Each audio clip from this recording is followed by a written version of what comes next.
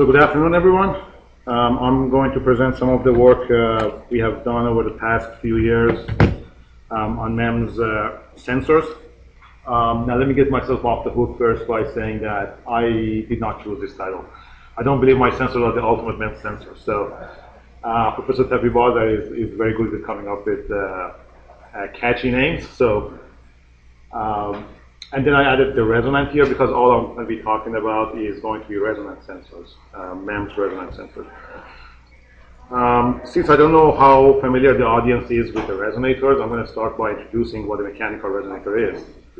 The best example typically is a guitar string. The guitar string is the best example of a mechanical resonator you can come up with. So basically, once you actuate this with your fingers, it starts resonating. It goes a few thousand periods before it dies out. Thank you. And now a guitar string is a pretty large structure compared to what I'm going to be talking about. And so it has relatively low frequencies in the audible range, from a few tens of hertz up to a couple of kilohertz is what you can get on the guitar. Now, if you take this and make it smaller in size, and basically make a microscale version of the guitar string, this is a very simple example. This is a bridge, a microscale bridge that we have fabricated on a silicon insulator substrate. So this beam is, you can see a tiny gap between this beam and the substrate underneath it. So you can use the electrostatic force between those two to get this to resonate. You can see the resonant mode chip, a clamp beam flexing back and forth. That's as simple as it gets. And that's a typical resonant mode you can get from that, the frequency response. So it basically peaks at its natural resonant frequency. That's when you get the maximum amplitude from the resonance. Now, one of the most important parameters for a resonator is the quality factor. Here's a simple comparison between a resonator with a high quality factor and one with a low quality factor, and that's in over the frequency, in the frequency spectrum. A high Q resonator gives you a very sharp peak, which means that it's very selective to frequencies. It can resonate at a very narrow band of frequencies, and when it gets to resonate, it resonates with a much higher amplitude.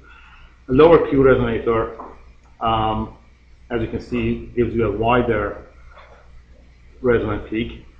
Now, in time domain, what it means is that when you have a high Q resonator, if you give it an impulse, the high Q goes for many more cycles before it dies out. The lower Q one goes less cycles. So there's basically more damping, slowing it down more quickly. Now, there's different types of MEMS resonators that people have been working on. The Piezoelectrics are one of the most popular ones, one of the best types, and they've been around for a long time. Not the MEMS type, but in general, Piezoelectric resonators have been around. The quartz crystal has been used in clocks since, I don't know, probably 1940s, 30s, around that time.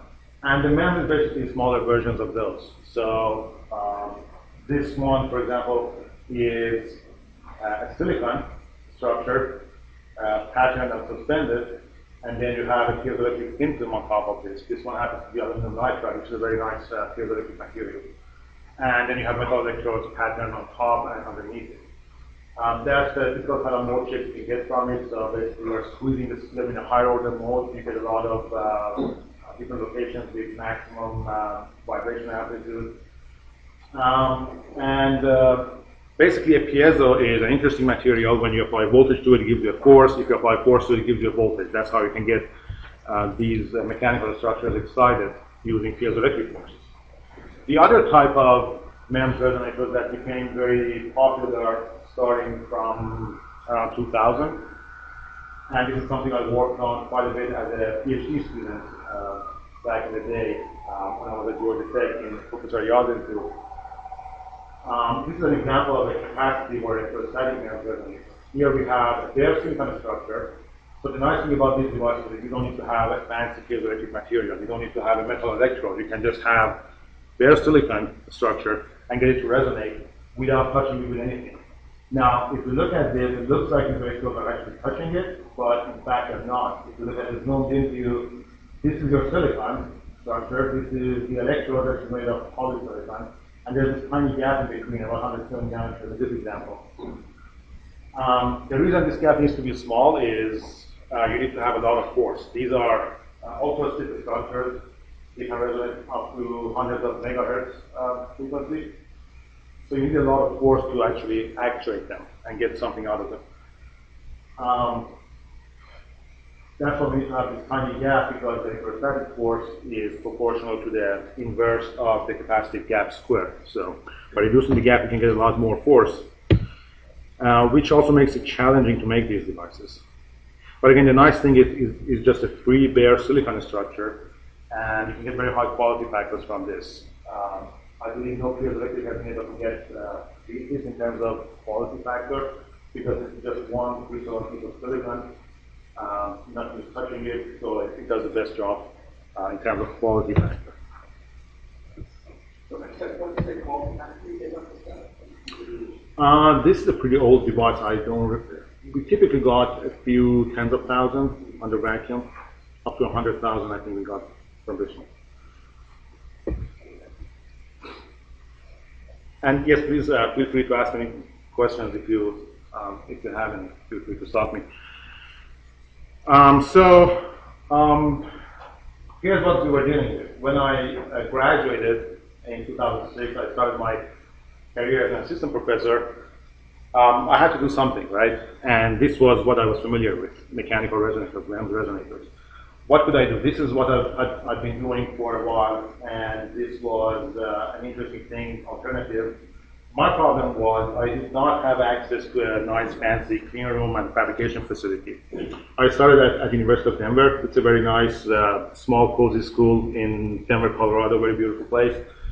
And they were just starting to, they were planning to start a micro/nano focus area. So what happened was they gave me $150,000 and said, okay, here it is, go make a nice nano center for us. That was quite a challenge. So with that $150,000, I got a tabletop mask aligner, but that was about it, maybe a probe station, an old furnace. I could do a little bit of processing, but nothing fancy compared to what you would need to make this one or that one. I tried to fabricate this from far away by sending wafers to Georgia Tech. They have a nice program. They get the wafers, they get the process from you, they process it for you.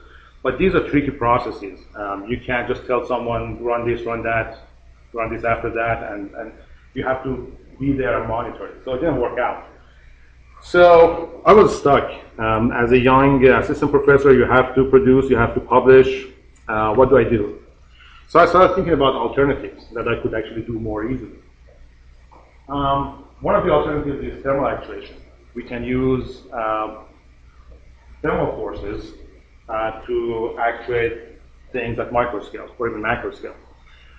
The idea is quite simple. If you heat something up, solids tend to extend when you heat them up, and you can get a lot of force from that because solids are very stiff. So if you can make them elongate by a tiny bit, they can give you a lot of force.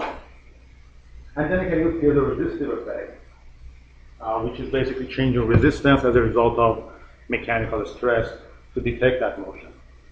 Now, I wasn't the first one who thought about doing thermal actuation for mechanical resonators. There had been some work done in Switzerland. I believe Dr. Baltes, Professor Baltes' group, and also Professor Brandt, who is his former graduate student.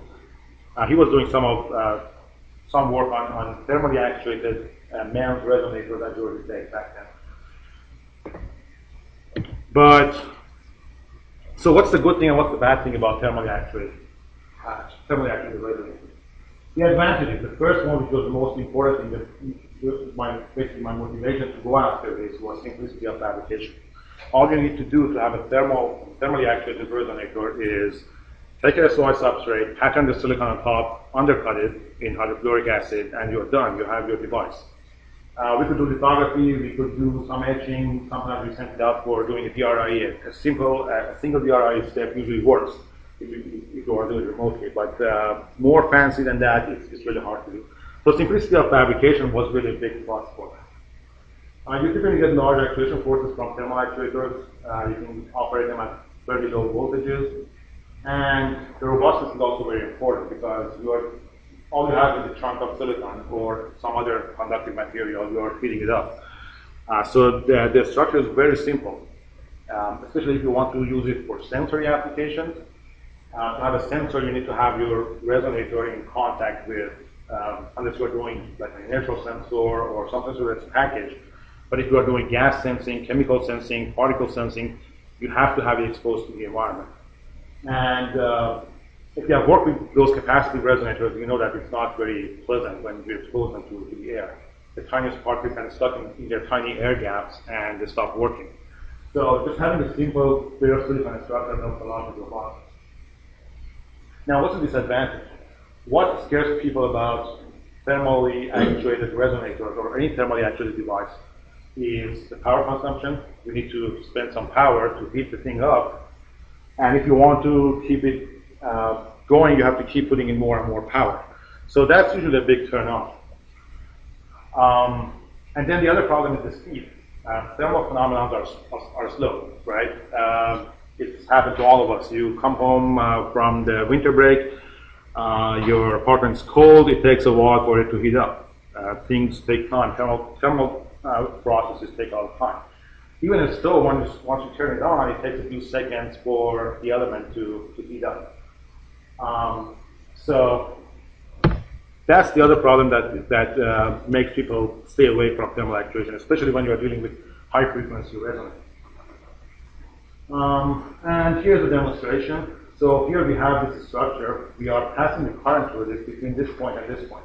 So you pass the current goes through these two branches and hits this up periodically. Now the frequency here is pretty low. It's 6.5 kilohertz. So, and this is a microscale structure. So it can respond to this frequency pretty well. You can see the whole thing heating up and cooling down in response to the excitation. Now if I go 100 times more in frequency, the excitation becomes a little bit too much for this to be able to follow. You can see that the plates, the heat doesn't get to the plates. It doesn't have enough time to heat up the plates. So only the actuator part, the two narrow beams, heat up, and then before the heat can penetrate into the plate area, the cycle is over. You start the cooling process. If you go to even higher frequencies, 100 times higher, 65 megahertz,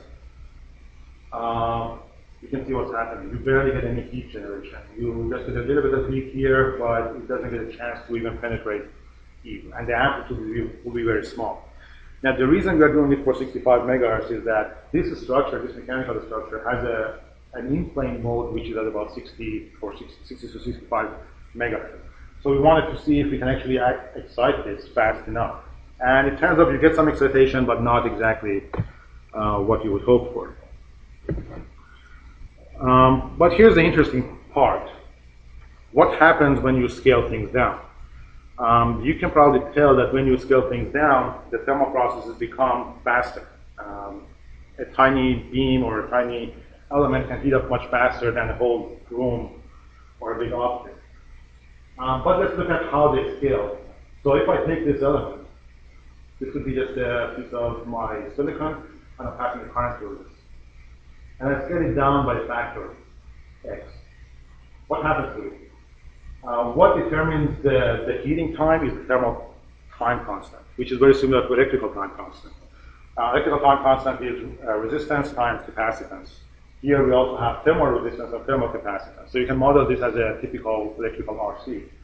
And if you look at the scaling behavior of these two parameters, thermal resistance is very similar to electrical resistance. Once you scale your dimensions down, it goes up proportionally. So I take my beam, I make it 10 times smaller, its thermal resistance goes up by 10 times. But the nice thing is the thermal capacitance that goes down really sharply when you scale things down. Thermal capacitance depends on the mass, and once you start scaling things, mass goes down really quickly with a cubic relationship. So that really helps a lot for thermal actuation. if you look at the product of these two, that is scaling with the square root. And if you compare that with mechanical scaling, if you scale down a mechanical structure, its frequency, its natural resonant frequency goes down proportionally. What does it mean? It means that if I scale down my structure, I get a faster thermal response, I also get a faster mechanical response, but my thermal response goes faster than the mechanical response. In other words, the thermal is very slow at larger scales, but as you shrink them down, it starts to catch up with the mechanical response. So actually, if you make your device small enough, you can get very high frequencies out of this and actuate really high frequencies, resonant frequencies in the gigahertz and above. It's just a matter of being able to make the device small enough. The fabrication process, I'm going to go quickly over this. So as I mentioned, this was my main motivation to go after this. And once we started looking into this, it became more and more interesting. So the fabrication process is basically one single lithography step. You etch your silicon, then you undercut the structure in hydrofluoric acid, and you're done. You get your thermally actuated resonator. This is one of the first one we fabricated. The same structure I showed the model before. This one shows you the mechanical vibrating mode. So the two plates are moving back and forth, which is perfect for thermal actuation because by heating and cooling these beams, you can excite this mode. And we got some nice resonant peaks out of this. And this is pretty high frequency. This was, I believe, this was the highest frequency shown for a thermally actuated resonator at that time. It's about 61 megahertz in frequency, and the different peaks that you see are from different bias voltages. So once you change the bias voltage, the frequency changes quite a bit. And we could get a high tuning range, about 1%, even above 1%. It could be a good thing, it could be a bad thing. If you are looking for something really stable, it's a bad thing. But if you want to have a very tunable resonator, it could be a good thing.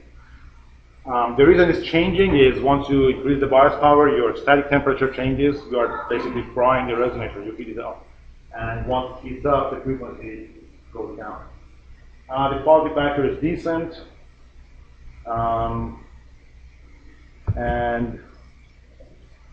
And here's how we tested the hypothesis I put forward, that when you make the structure smaller, you should be able to get better better thermal response time.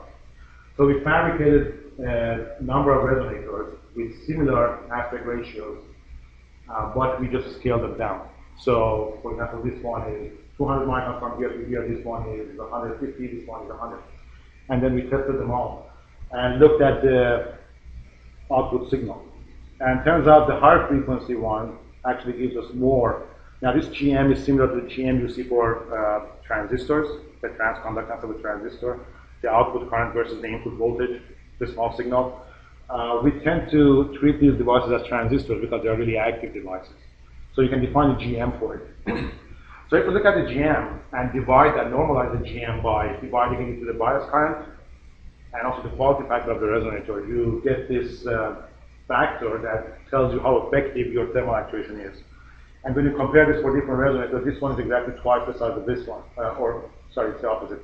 This one is the biggest one, this is the smallest one, and the smallest one is about 2 times better than the other one. So it is actually working. When you make it smaller, it gets better, even though it's higher frequency, which goes kind of against the conventional knowledge of thermal stuff being slow. If you do it right, you can get it to be really fast. Now, let's take a look at a deeper look at how these devices operate. You basically have 3 different domains. You have the thermal domain, you have the mechanical domain, and the electrical domain. They're all coupled together in this device. First, you have your actuation power, the current, the AC current you pass through the structure.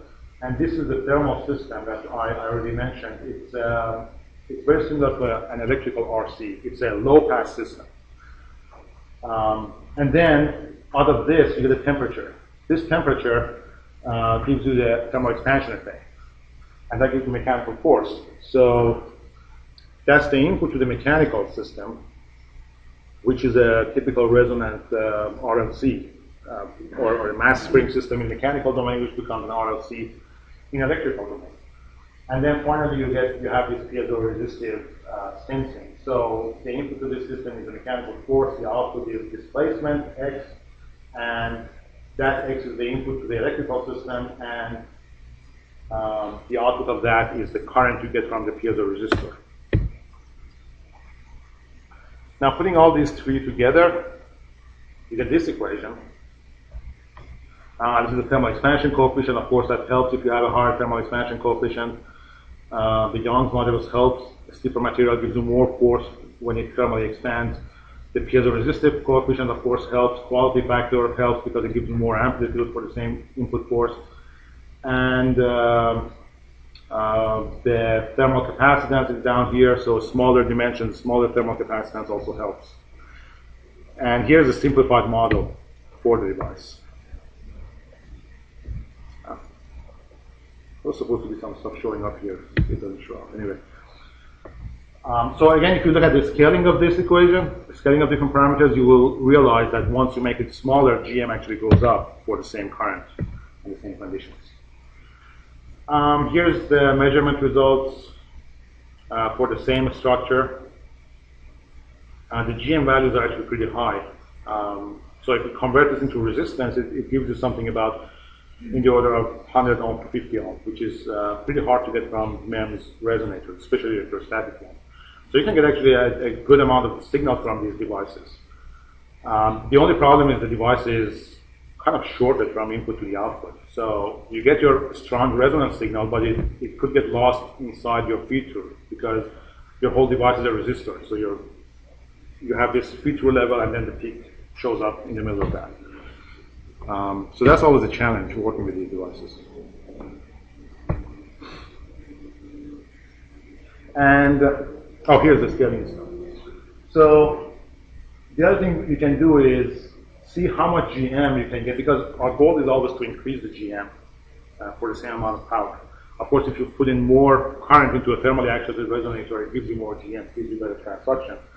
But the goal is to maximize GM while keeping the current constant, or the DC power that you're burning in the device constant, or even reduce it.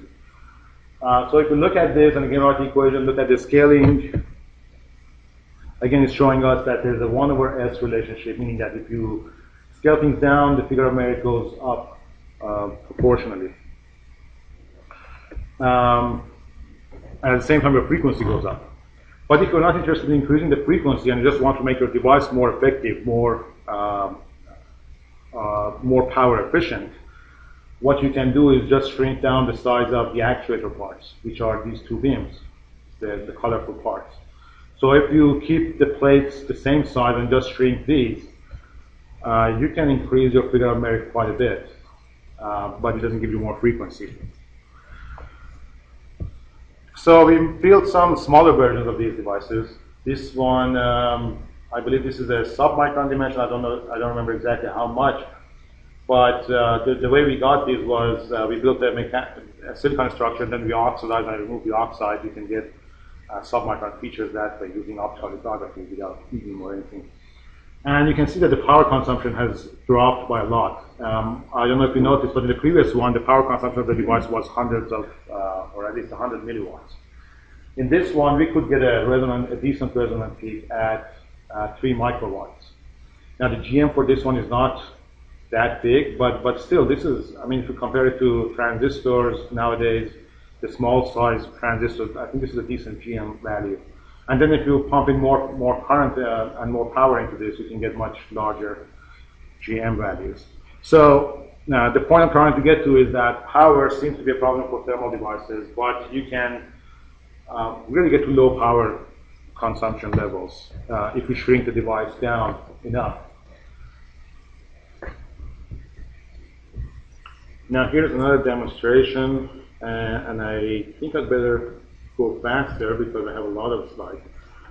So this one is some simulation we did because which shows that if you just shrink down these, you can get up to any frequency, 1 gigahertz, 2 gigahertz, and as you do that, it becomes better and better. The figure of merit goes up, you can have lower and lower power consumption, So this is something we are still doing. There's some difficulties in fabricating these because once you go to such small scale, it's hard to just keep the sizes the way you want. For example, if this one is a few nanometers wider than this one, that destroys the mold shape and you don't get the results you want. But if you can actually make this, you can get a high frequency, high Q resonator operating at a few gigahertz, consuming only a few microwatts. And it's an active device, so it can do the amplification for you internally, which we'll get to soon. So here's how I want to not bash, but say, here's how the thermal can win. For the capacitive and piezoelectrics, you always need to have a large actuation and sensing area. They are passive devices. So if you want to get enough signal out of them, the only way is make your device large, have a lot of area for detection of the signal. Same for the piezoelectrics. That's why piezoelectric devices are usually are in the hundreds of microns. The only solution that can take you to nanoscale, if you want to have a really nice integrated solution with a lot of different frequencies on a tiny chip, the kind of thing that DARPA keeps talking about all the time, this is the only way to go. Well, not the only way, but compared to capacitive and piezoelectric, this is the better way to go. Let's put it that way. The other interesting thing about these devices is you can actually operate them without any bias current. So you can actually have zero static power consumption in them. How can you do this? Typically when we test these devices, we apply a DC bias current and then the AC for excitation. Turns out if you don't have any bias current and just apply an AC to it, it can still work. Here's how it happens. In the typical case, when we have DC and AC, this is the input voltages. We have a DC input voltage or current and an AC for actuation. When they go through the thermal system, because the heat is proportional to the second power of voltage, we get three components, one at zero, one at frequency, one at twice the frequency. And then the mechanical system, which is the resonant behavior, filters out this one. That's why you only respond to this one when you're testing the device. And then in the end, you get the electrical response, which comes from the Piezo-Resistive effect, which gives you this main component. And there's also these other ones which we don't usually detect when we test them with a network analyzer. But now, if I just apply a frequency at half the frequency of the device, what's going to happen is once I go through the thermal system, it is squared. So I make a component at zero and a component at the frequency. This one gives you a force that can actuate the resonator at its resonance. And again, it's filtered out by the mechanical behavior of the device. And here we get the displacement. Now this displacement times the voltage itself. So basically this displacement that you get at F will be modulated with this voltage at F over 2 and gives you two components at half the frequency and 1.5 times the frequency. So if you have this device hooked up to a network analyzer like we had here, and just look at if this is designed to be a 2 megahertz resonator, if you just look at the spectrum at 1 megahertz, you will still see a peak, just because of this mixing effect that happens inside. So if you really want it, you can operate these without a bias voltage. And this is an example. This is a device, it's a 3.5 megahertz, but you can also detect this peak at 1.7 megahertz. So you can operate it as a resonator which has twice lower frequency, and it doesn't need any bias to operate. Now, switching gears a little bit, let's start talking about sensing applications. So as I mentioned, the nice thing about these devices is their simplicity, their robustness. And that helps a lot when you want to sense in not very clean environments, when you want to sense things that MEMS people hate, like particles in the air, right? If you have done any MEMS fabrication, you know that the first lesson is keep your devices clean, don't put them inside dirty places, don't leave them in the air, don't leave them in the lab, do everything in the clean room. Now, what if I want to detect those particles in my device? And the mechanism is pretty simple. This is the frequency, the equation for the frequency of a resonator. If you have the mass increase, If you add some mass to it, the frequency goes down. That's the typical behavior of mechanical resonators. So you can use it as mass sensors. One of the first things we focused on was measuring concentration of particles in the air. Now you might be asking, who cares about particles in the air? There's actually a lot of problems associated with particles. There's a lot of health consequences from particles in the air. There have been studies that show, if you compare two cities, that one of them has a higher particle mass in the air and the other one has a lower, people in the cleaner city have a higher life expectancy. So over time, particles actually kill people. They reduce life expectancy. It also matters to environmental scientists because it affects the temperature of the earth, the radiation balance of the earth. When you talk about global warming and all of that, what they are missing in their models right now is the effect of particles. And there's always this error bar in the predictions of climate in the future. That's mainly because you can't tell how many particles you have in the air. So this is important from that point of view. And also very dirty environments like coal mines. There is a black lung is a major problem for people who work in coal mines or any other types of mines. So monitoring those particles could be very important. This is one of the first experiments we did. Put the resonator inside this, this ugly-looking setup, and the device is underneath, and somehow we managed to make a nozzle inside the microscope. Let's see if there's a better picture of it now. But anyway, what's happening here is that the device is under this bell jar and it's connected to a vacuum pump. So you're sucking the air in, and the device is right underneath the nozzle that the air is coming out of. And this was the very first experiment we did. This was very exciting to me. The reason I keep showing this, I like showing this, is you don't realize how much dirt is in the air until you actually deposit it on your device. We have all seen devices get dirty over time, but this has happened over a few seconds, a few tens of seconds. So you just blow the air on top of the device for 2 minutes. This is what you get. This is from about the whole volume of air is probably less than 1 liter that has passed over this device. And of course, you can see the frequency going down as you get more and more particles sitting there. This is another example. This is a smaller version of the same device. It's thermally actuated. And the nice thing is, now these are artificially generated particles. Each has a diameter of 1 micrometer. And we managed to deposit these on the device. And the nice thing is, every particle gives you the same frequency shift. You get about 900 hertz for every single particle. In some of these time intervals, you get 2 particles, so you get twice the shift. So the frequency shifts are quantized. And that's a very nice thing that you cannot get out of bulk mode piezoelectric resonators, because if you look at the mode shift for a piezoelectric resonator, as you can see here, different locations are vibrating with different amplitudes. So if you get your particle here, or if you get it here, depending on how much vibration amplitude you have, you get a different response. The nice thing about this one is this whole plate has a single vibration amplitude all over the place. So regardless of where the particle sits, you get the same frequency shift. There's a chance of the particle sitting here and still you won't see it, or you don't detect it as well. But the portion of this area compared to the whole device area is small, so you can get much better measurements. Here's an example using random particles. And this is from our clean room. So this is how much dust we had in the clean room. And you can see there's just random pieces of particles coming in, and depending on the size, you get a shift in every time interval. We tried to do the frequency readings as quickly as we could, every 3 seconds.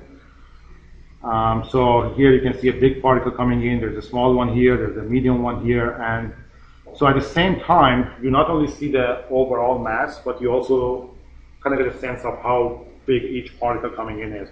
So you can get a distribution curve for the particles. You can see how many particles you have in each size range, which matters for clean rooms, also for health aspects, because smaller particles are usually more dangerous. Now, one of the things that might be interesting is it's not that trivial to put particles on the devices. if you just blow air on top of the device or just leave it in the air, you get some particles, but that's going to be very random.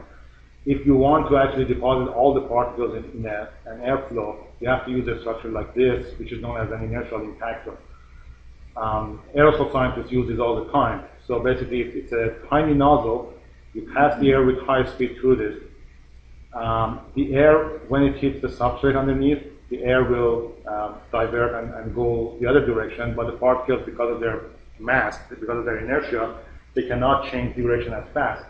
So the bigger particles will hit, the smaller ones will keep going. So by changing the design, the dimensions, the distances, you can set your state so that you can absorb all the particles larger than 1 micron, for example. And then you can have another state which takes anything from anything that has passed the 1 micron stage but is above half a micron, and so on. And now we're trying to apply this to make a fully MEMS cascade impactor. So the cascade impactor has a number of impactor stages. The first one takes out the biggest particles, then the second one takes the next cut, and eventually you get the smallest ones. You can actually go down to particles of a few nanometers using a simple system like this. So that's one of the focus areas right now. We also did some, well, this is some work we're doing with collaboration with this company, which actually I founded myself a couple of years ago. And one of the things, the products we're trying to come up with is a particle detector, a particle mass detector. It could be very useful in the coal mines. EPA is very interested in that. So this is a mechanically machined version of that. Here you can see the nozzles.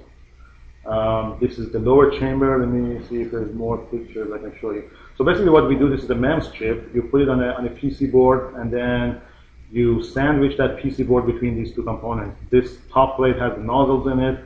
The lower one is just a chamber that is connected to the pump, and you can get some tiny pumps to just give you enough flow for a small system like this.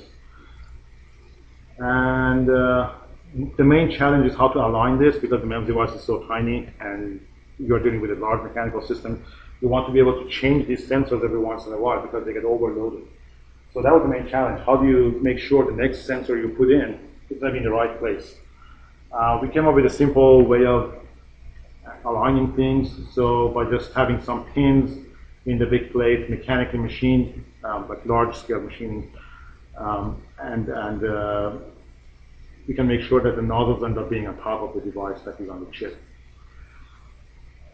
This is a picture of the whole thing. This is the assembled system. And here's some results. This is the resonator, and you can see this is the beam of particles coming in. So this thing is about 200 microns across, and the alignment is acceptable. It's not perfect. You would want your device to be exactly in the middle of this spot, but it's still pretty good, even that it's been done using some rough mechanical pieces. And you can monitor in real time.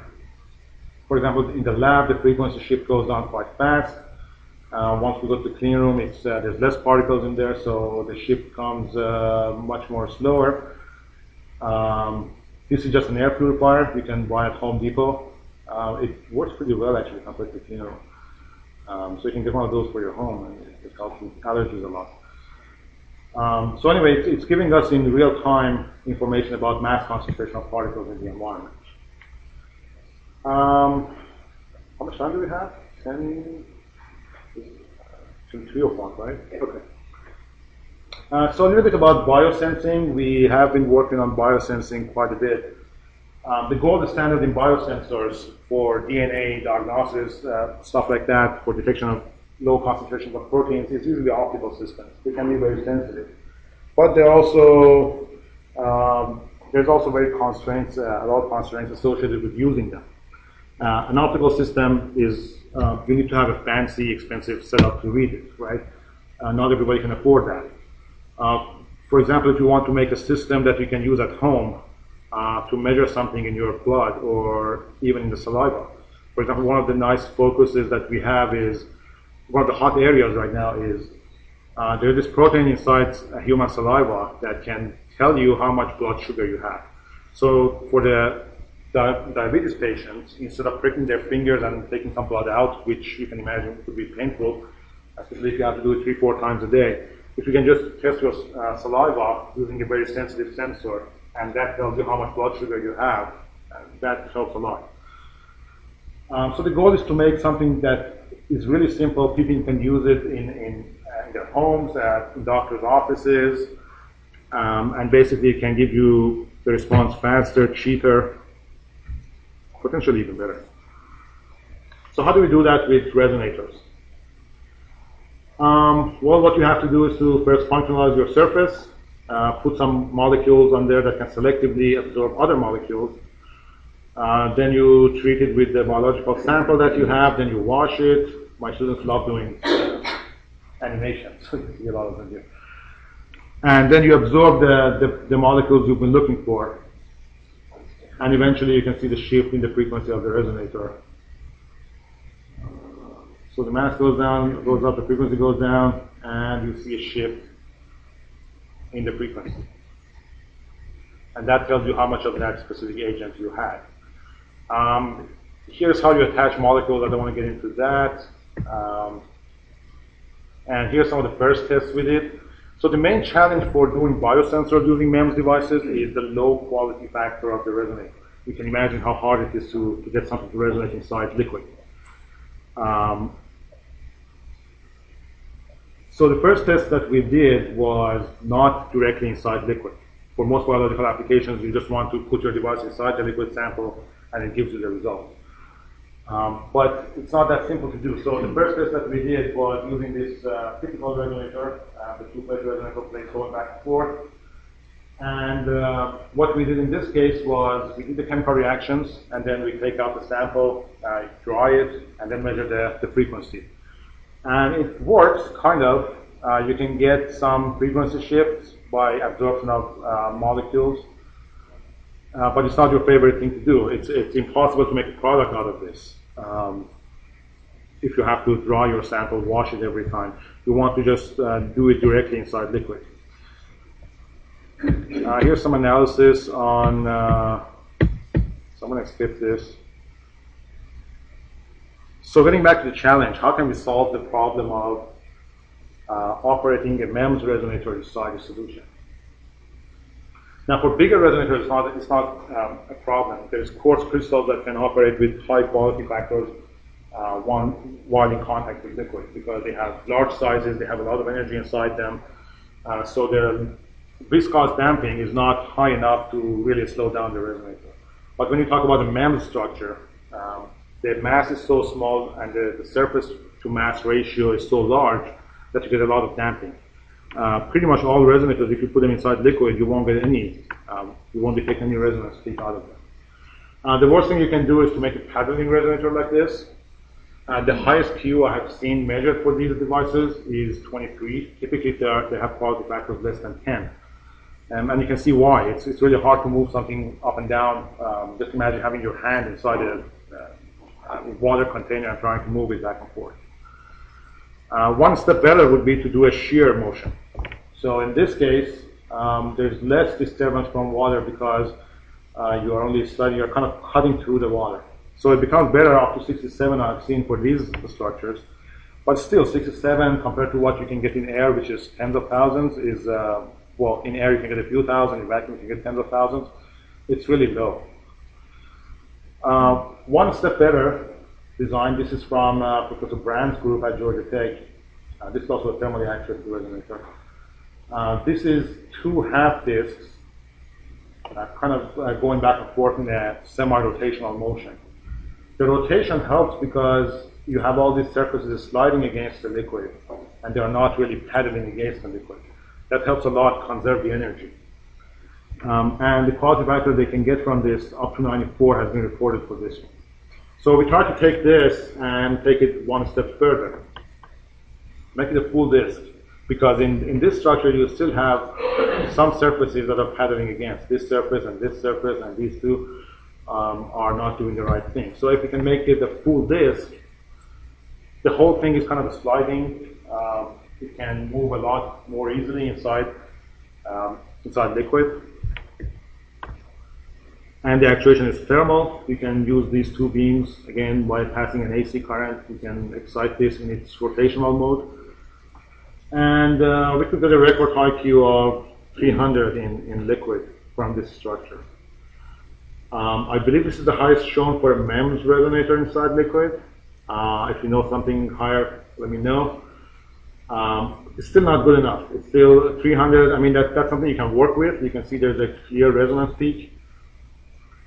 This is what you see in the air. Once you put it in liquid, it's still a decent peak.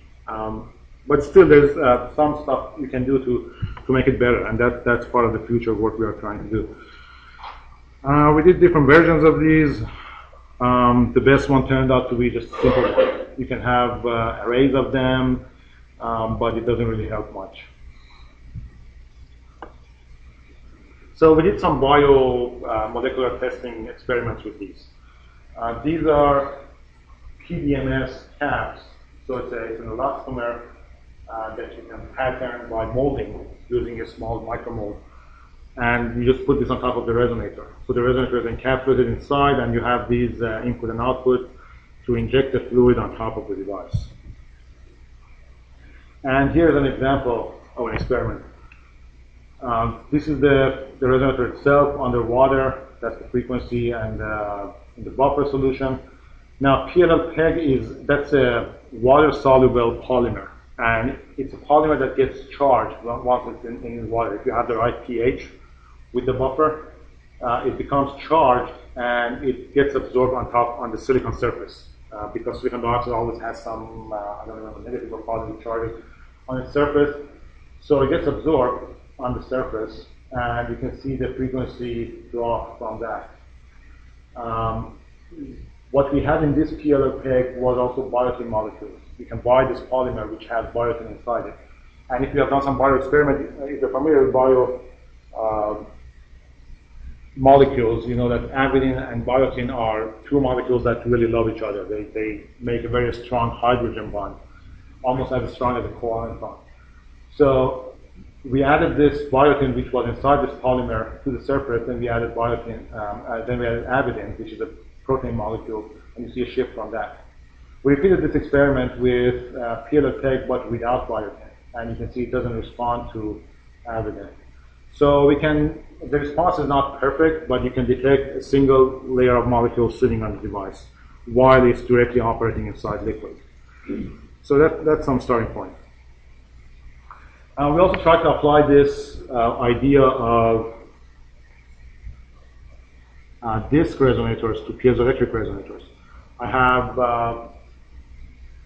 my collaborator, Professor Abdullah, at Oklahoma State University. They do a lot of piezoelectric resonators. So we asked them to do some disks for us. It's hard to do a disk with piezoelectrics because you need to have a large area for actuation. But we basically turned the support beams into platform for actuation, for putting the piezo material down and the electrode, so you can get some actuation from the supports. The problem is the area is not enough, and we already have made these supports too wide, and that lowers the quality factor even more. But then the advantage of the piezoelectrics is you get a lot of signal out of them. They generate a lot of force, so it's much easier to work with them, and you don't have to burn any power, which heats up the resonator and could be a problem in liquid environments. We did some viscosity sensing with that. We did some direct molecular sensing using tile-gold interaction. So this is a small molecule, a 6-carbon chain, which is being absorbed on the surface, and you can see the frequency going down. This is the measurement results. Now I'm going to have to skip through quite a bit. Basically, we did some DNA testing with these devices. You put a single-strand DNA, and then you expose it to a low concentration solution of matching DNA, and you can see frequency shifts that are quite large. The sensitivity of these devices is about 1,000 times more than the typical quartz crystal microbalance that you can find. We did some gas sensing. Let's skip that. I want to get to the main portion of the presentation. So let's talk about oscillators. In order to use a resonator as a sensor, or as a time reference, you have to make an oscillator out of it. Now, the example I always like to use is the kit on the swing. The kit sitting on the swing is an example of a mechanical resonator, right? It has a certain frequency it wants to go back and forth at, but it doesn't usually oscillate on its own. It doesn't go on its own. You have to have the mom or somebody else providing the actuation for it to go. That's how oscillators work. You have your mechanical resonator, then you need to have an amplifier to kind of push it forward and get the response back, and push it, amplify it, push it back again.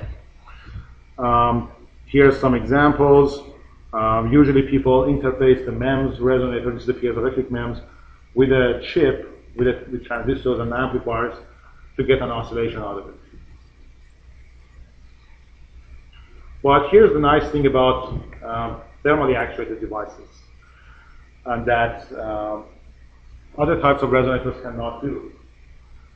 If you look at this GM equation, this is what I showed you earlier, and here we have a bunch of parameters, they're all positive numbers, except the piezo-resistive coefficient. Piezo-resistive coefficient can be negative, right? For N-type silicon, we have negative piezo-resistive coefficient, which means if you pull it, instead of its resistance going up, the resistance goes down. What does that mean? We can get a negative GM from these devices. A negative GM is a negative resistance. And what's a negative resistance? That's basically an amplifier, a transistor. That's a circuit that can absorb power and put it into the system. So here's how it happens. If you make your resonator out of a material which has a negative piezo-resistive coefficient, and you just apply a DC current to it, the current heats the beams up. So this is our typical two-plate resonator, and these are the actuator parts. And we just apply a DC power. The temperature goes up. When the temperature goes up, the beams expand, they start pushing the plates apart. Once they push them apart, because you have mass in those plates, you have some inertia, right? So they go further than you wanted them to. So the beams undergo tensile stress. Tensile stress with negative piezo-resistive coefficient means reduced resistance. Now, constant current, reduced resistance means the power you're burning in these beams goes down. So you start to get a cooling effect, right? You initially heated it up, which made it expand. Now the expansion makes the resistance go down. So the power drops and it starts cooling. What happens when it cools? Well, it starts contracting. So the plates are cooled together. And again, because of the inertia, they go more than what you wanted them. And so they go under compressive stress. And compressive stress makes the resistance go back up. So again, you get the heat, and which pushes them back again. So you have this kind of a positive feedback loop that the device cannot be in peace with itself. When it's compressed, it wants to expand. When it's expanded, it cools down and wants to compress. And if this feedback loop that you can see here, the sequence of phenomena, if you have enough gain in this loop, more than one, which is what you need for oscillation, you can actually get this device to self-oscillate. Let's not go through all of this. And actually, this is a very neat idea, but I don't want to claim it as my own idea. It first came out of NXP Semiconductor. They made the first version of this, showed this effect in this device. They basically passed the DC current here, and they noticed a spontaneous oscillation, self-oscillation in this. We took it one step further. We did some higher frequency extensional mode devices. This is the mode these devices operate in, and here's an example. So we're just applying a DC current, and it's not a lot of current, it's 3 milliamps. The power is quite a bit, and it is oscillating in air. If you do it in vacuum, you can do this with much lower current, much lower power consumption, and basically there is no circuit involved here. You just apply DC current to the device, and it does the amplification itself and gives you this nice oscillating signal on the oscilloscope. Now this helps a lot if you want to make, for example, a sensor array. All you have to do is put a bunch of these next to each other, connect them to current sources, and then count the frequency. We did some higher frequency versions of these. So in this one, again, you have the two plates, you have the two actuators. We added this beam in the middle to raise the frequency a little bit, to give it more stiffness. And the interesting thing that happened was we were getting these weird responses that the frequency would jump up and down. At some currents, we would detect this frequency. At some currents, we would detect twice that frequency. So we didn't really know what's going on. And then we looked at the mode shape. And the mode shape is kind of lousy in a way. As you can see, the beams are expanding. At the same time, they're also flexing back and forth. So you have a combination of extending motion and a flexing motion. And they're both causing the device or the beam length to increase and decrease. So you can detect both of these with your piezo-resistive effect. And the frequency of this change in size is twice the frequency of resonance, because you get this increase, this flexural increase in length when the plates are far apart, and then you get it again when they are back together. So depending on which one of these becomes dominant at different currents, you can detect this mode or the other mode. That was just a simple, an interesting nonlinear effect to see. We did some of our sensory experiments with this particle sensing. This is a self-oscillating device. We again put some particles on it, looked at it over time. This makes it really simple to make these sensors, especially if you want to make an array of them, or have a bunch of them. There is some other interesting effects that we noticed. For example, for a while we were trying to do some gas sensing. And for gas sensing, the first thing you do is you put a layer on top of the device, right? An absorbent layer on top of the device. But we're getting some weird responses. Like when the frequency is supposed to go down, it would go up, and then vice versa. So we tried, let's get rid of the layer. Just look at the device itself and see what happens. And turns out the device itself, the bare silicon device, is responding to different gases. This is just a self-oscillating device. In oxygen, you get this frequency. If we change that with air, synthetic air, you get about 4,000 ppm, and that's a lot of frequency shift for these devices. You get 4,000 ppm of frequency reduction. Nitrogen is very close to air because air is 80% nitrogen. Then here is 1% hydrogen, changes the frequency quite a bit. And helium pushes it down all the way here. And these are really really large frequency shifts. So what's going on? One of the things is when you change the gas, your damping coefficient changes. But typically you would expect that as damping goes up, the peak becomes flat and it moves towards lower frequencies, right? But we are seeing, well, the peak should go towards, when the damping decreases, the peak should go to higher frequencies, but it's going to lower frequencies now, as you can see in this graph. So it's not the damping. What is it? But that's the case for if you have just a resonator running on its own. If you actuate a resonator, that's what happens. But this is a self-actuated oscillator. So it behaves the opposite way. We also did some pressure sensing for this to see if the effect of viscosity of the air could have something to do with it. This is a resonator that we are actuating by giving it an AC signal, and you can see the shift is negative as the air pressure goes up.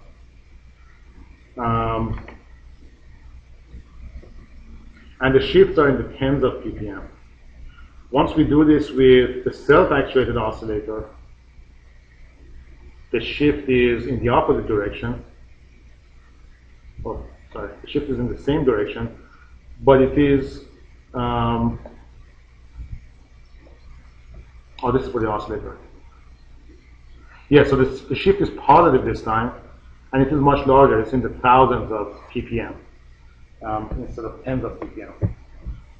So again, if you look at the equations, we had publications on this. If you want, I can talk about this later on. But if you look at the equations and the conditions for oscillation for these devices, turns out when you change the damping, it shows up as a stiffness in these devices, in the self-oscillated devices.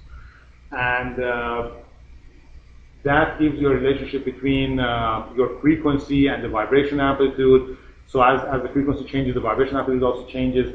But anyway, the end result is that you can get a rather sensitive pressure sensor or gas sensor without coding or having anything added to these devices. So the thermal conductivity of the gas doesn't matter? It does. So that's actually a very good point. So for when you operate these as resonators, that's the dominant effect.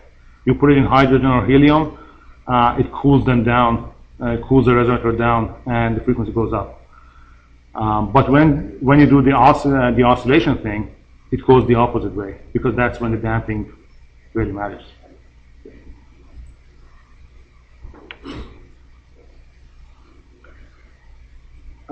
So moving on, let's skip this. Now, if you look at the conditions needed for getting self-oscillation, again, the small size helps. Here you can see some analysis of how much power we need to put in these devices. We always like to minimize power for these devices. Again, the conclusion is if you make them smaller, you can get them to self-oscillate with less power. So this is the minimum power you would need to get them to self-oscillate. And if you shrink the size of the actuators, you get much better, much lower power consumption. Now here's another interesting side product of this self-oscillation effect. So basically what these devices do is they can take power from the DC power source that we use to bias them, and they can turn that into self-oscillations. Now, what if you don't give it quite enough power to get it to self-oscillate? Give it some DC bias, so you still get that effect of once it expands, it wants to go back, and it kind of helps it self-oscillate, but don't give it enough to just go running on its own, right? What happens then? So basically here is I don't know if it's easy enough to understand, but basically you bias the device to give it some input voltage. That gives you the temperature, this is the thermal domain. That gives you thermal expansion, and the resonance behavior amplifies that. And then the piezo-resistive effect gives you a voltage, but that voltage, because you are using the same elements for sensing and actuation, that voltage is being applied back to the device internally without even getting out. So that helps it oscillate even more. That helps increase its amplitude. So basically, you can give this device, if you set this loop gain enough, you can give it 1/100th of or 1,000th of the force that you would need to get to a vibration amplitude of, let's say, 1 nanometer. And just get it itself to amplify itself and get to that larger amplitude. Let's see what that looks like. So here's the frequency responses for this device. We tested this in air. Initially, the quality factor of the device at low bias currents was only 2,000 at 6 milliamps. Once you go to just increase the current a little bit, you see the quality factor going up. The peak is almost twice as sharp. And when you keep going, it just becomes sharper and sharper, and it's kind of an exponential effect. Once you start to get this sharpening, so if you go back here, your Q stays pretty much the same at lower currents. But once you start to see this effect, it goes up really fast. And theoretically, you can get anything you want. In this case, we have been able to measure all the way up to 2 million quality factor. But on paper, you can get anything. You can get 1 billion if you can tune your current well enough and maintain it well enough. Because once you get here, it becomes really sensitive to how much current you are putting in there. You can see here we're just changing the current by a few microamps, and it's going from a Q of 32,000 to 2 million. So you can get really, really high quality factors from your device this way. I thought we had another. There was another example which was 40 million. Apparently, I forgot to put it in here. But anyway, it's just a matter of how well you can tune your current. Now, the idea I came up with working with Professor Tabibazar was let's use this for making really sensitive sensors. if you can use the device itself to amplify itself, you can make an amplitude mode sensor and make the sensor amplify itself, give you 1,000 times, even 1,000,000 times more sensitivity by using this effect. So here's an example of one of those devices, and the goal was to get very sensitive magnetic sensor. You're probably familiar with Lorentz force magnetic sensors. So basically, if you have a wire and pass a current through it, it gives you a mechanical force. Now, if you pass an AC current and put that device inside the magnetic field, it gives you an AC force, a pulsating force. And that's how Lorentz force magnetic sensors work. You have a resonator, which is, for example, 1 megahertz, or it's really low frequency, 100 kilohertz. You apply 100 kilohertz current to it, which is what this metal pad does. So the structure is made of silicon. This is a pad, a metallic pad on top of this. We actually initially did this for a different purpose. This was supposed to be a temperature sensor. It's made of platinum. It was supposed to be a platinum RTD. But once we came up with this idea, let's try it with this. So we're passing a large current through this. Well, large meaning a few milliamps, or maybe 10 milliamps. And this current is having the same frequency as the resonator. Now, we're not applying any AC to the resonator. We're just applying a DC bias to the resonator. And again, with this amplification effect,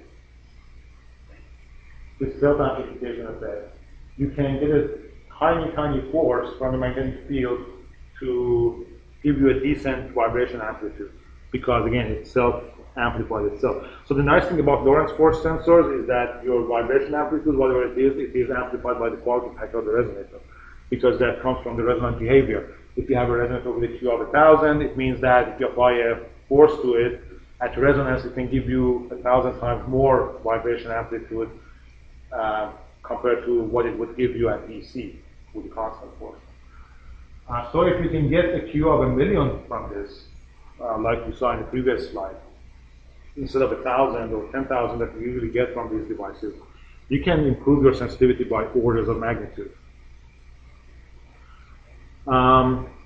So we tried this with this device. We bought some really strong magnets and put them on top of the device, just hold it on top of the device, and you can see as the magnet gets closer, you can see the resonance peak coming out. By itself, there's no resonance peak. Once you bring in the magnet, because of the magnetic field and because of this current and the Lorentz force, you get the amplification.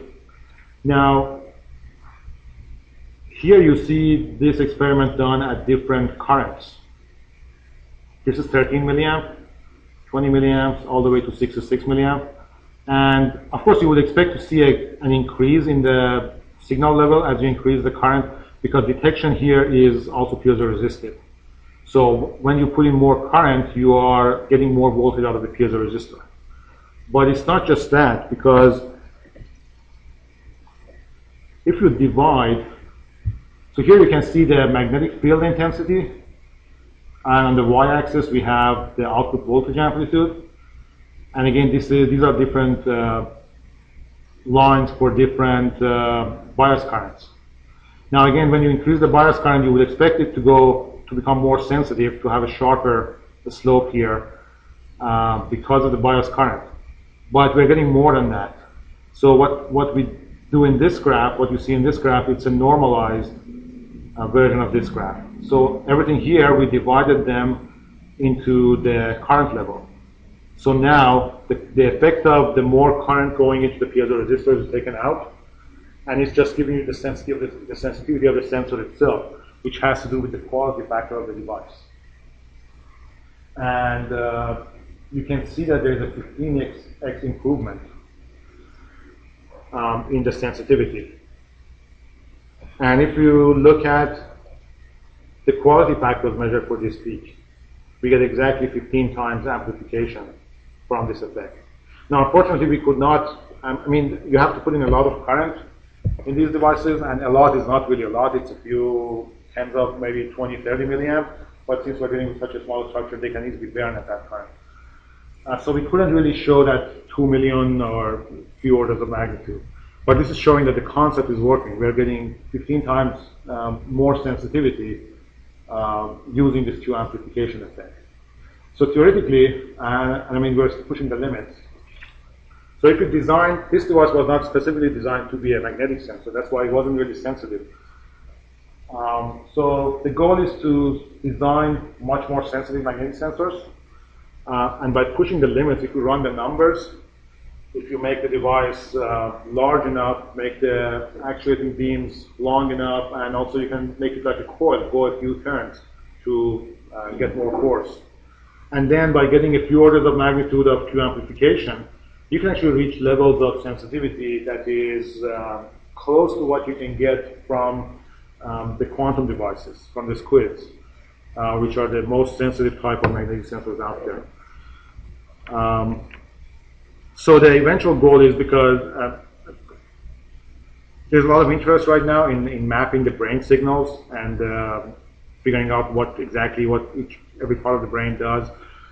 And the only type of sensors that are sensitive enough to detect the brain's magnetic fields are the squids. Those are superconducting devices. You have to cool them down to 70 degrees Kelvin.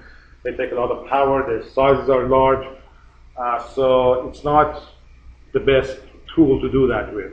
So if we can get to that level of sensitivity in the picotesla and below, these devices could present a nice opportunity in that area. I would like to acknowledge all the funding agencies. Most of our funding has been from NSF. We got some support from the state of Colorado. University of Denver has been very generous in terms of providing internal research support. And MSP, which is a company in Minnesota, and Department of Energy. And I'm thankful to all my colleagues, collaborators, and my current and past students. Thank you for your attention.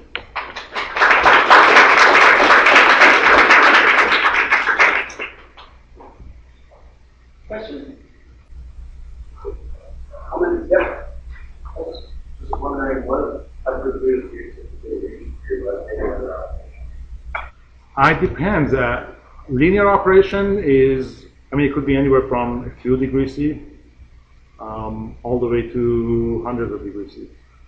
We have seen them glowing and working, so it could be really high. It depends on how strong you want to get your signal out. I mean, have you done any long-term testing where you could see electromagnetic? Not long term. We have run some of them for a couple of days, and it was okay. The frequency was going up and down with the temperature of the room. But yeah, I would imagine it's probably not the best thing for long term. What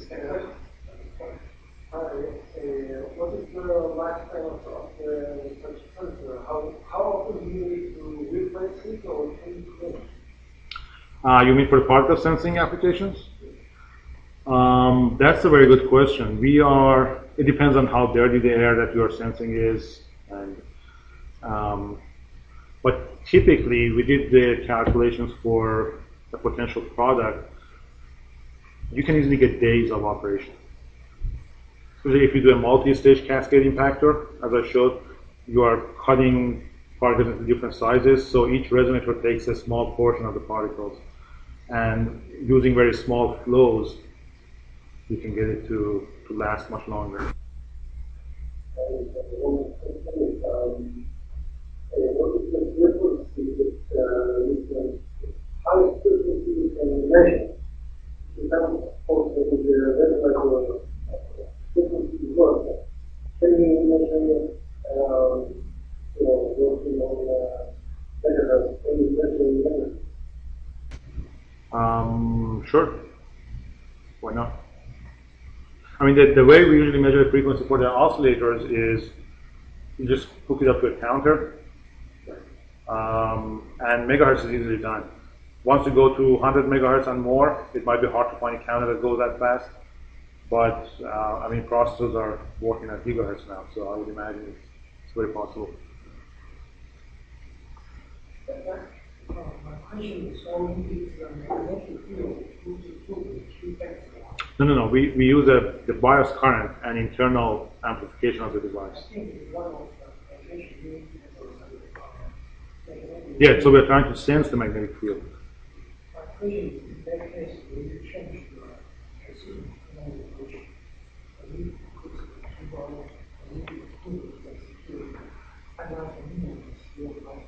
That's a very good question, and that's actually one of my concerns. So we are doing this electrical Q amplification. The question is, does it really kill the noise the way that mechanical Q would? And that's something we're looking into right now. We're doing the noise measurements. My best guess is yes, because you're not using an amplifier that has a lot of noise. So it's doing the amplification internally. And the amplification mechanism itself is very narrowband because that comes from the resonator itself. So I wanted to say yes, but we don't know until we do it. You just need to look at the mass sensitivity, mass spectral sensitivity. No, it doesn't affect the mass sensitivity. It won't. No. Will it improve the mass sensitivity? Well, it improves your measurement accuracy, but the sensitivity to mass is the same. But yeah, once you get this, we are also doing some force sensing, and turns out when you get them to self-oscillate, you apply a tiny bit of force, the frequency changes by a lot. So just getting this device to become nonlinear, you can get a lot of high sensitivities in different applications. Any other questions? You tried switching from the physical something. You tried something about change viscosity or chemical relations to the media. To change the friction with the surrounding fluid. How much does it change the quality of things? We haven't done that. You mean for liquid applications, right? Yes, actually, you could do also gas. Right. Right. I'm not sure if in gas you can get lower friction. In liquid you probably can, but because you want to be able to add the molecules, do the monolayer on the device, you can't really put anything else. You have to stick with the chemicals that can stick the molecules to the surface. So we haven't done that. But yeah, I would imagine a hydrophobic layer, for example, would make it Q go up, probably, yeah. If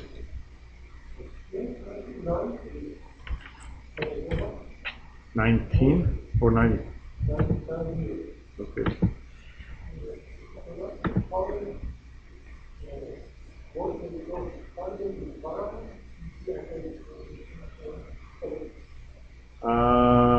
This is just a schematic. It's not. So you have to use decoupling capacitors, right? But the point is, you apply the DC for the piezoresistor, or no, you apply the DC to get the Q amplification, and the AC for getting the Lorentz force. But of course, well, there's a dielectric layer between this metal layer and the silicon. So they are isolated from each other. Yeah. Okay, last question. But one of the slides, I don't know if I call one, I think you mentioned you change the results of the layer, the balance, to display the particle with different length, all the people tissue. Right. It's like the immobilization, how well it's done. No, it's not. It's a fairly complicated device to design. A Cascade impactor, and we have explained it a little bit in one of our publications. There's a lot of fluid mechanics going on. Yeah. When you talk to people from other disciplines, you're like, I've been missing this all my life.